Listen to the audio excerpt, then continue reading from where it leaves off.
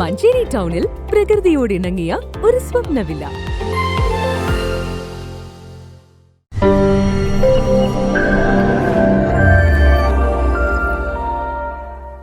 അടുക്കളയിലെ അഭിവാജ്യ ഘടകമായ വെളുത്തുള്ളിക്ക് ഇപ്പോൾ വൻ ഡിമാൻഡാണ്.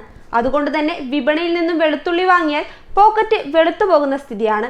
വില ക്രമാതീതമായി വർദ്ധിച്ചതോടെ മലയാളിയുടെ അടുക്കളയിലെ ബാലൻസ് തെറ്റുന്ന സ്ഥിതിയുമുണ്ട്. വെളുത്തുള്ളിയുടെ വില ക്രമാതീതമായി കൂടി വരുന്ന സാഹചര്യത്തിൽ വെളുത്തുള്ളി ഉപയോഗം ആളുകൾ കുറയ്ക്കുന്ന സ്ഥിതിയിലേക്കാണ് നീങ്ങുന്നത്. സാധാരണഗതിയിൽ കിലോയ്ക്ക് 100-ൽ താഴെ വില വന്നിരുന്നതിൽ നിന്ന് കിലോയ്ക്ക് 400-ന് മുകളിലാണ് വെളുത്തുള്ളിയുടെ ഇപ്പോഴത്തെ വില. പ്രതികൂല കാലാവസ്ഥയിൽ വിളവ് ഗണ്യമായി കുറഞ്ഞതാണ് വിലക്കയറ്റത്തിന് കാരണമെന്നാണ് കർഷകർ പറയുന്നത്. തുടർച്ചയായി തമിഴ്നാട്ടിലും മറ്റും മഴ വ്യാപകമായി വന്നതോടെ കൃഷി പാടെ നശിച്ചതും വില കൂടാൻ കാരണമായി.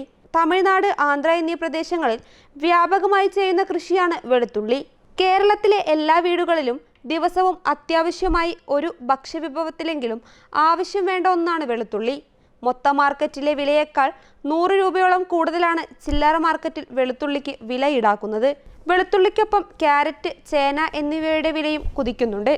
മുൻപ് 35 രൂപ വിലയുണ്ടായിരുന്ന ക്യാരറ്റിന് ഇപ്പോൾ 75 രൂപ വരെയായി.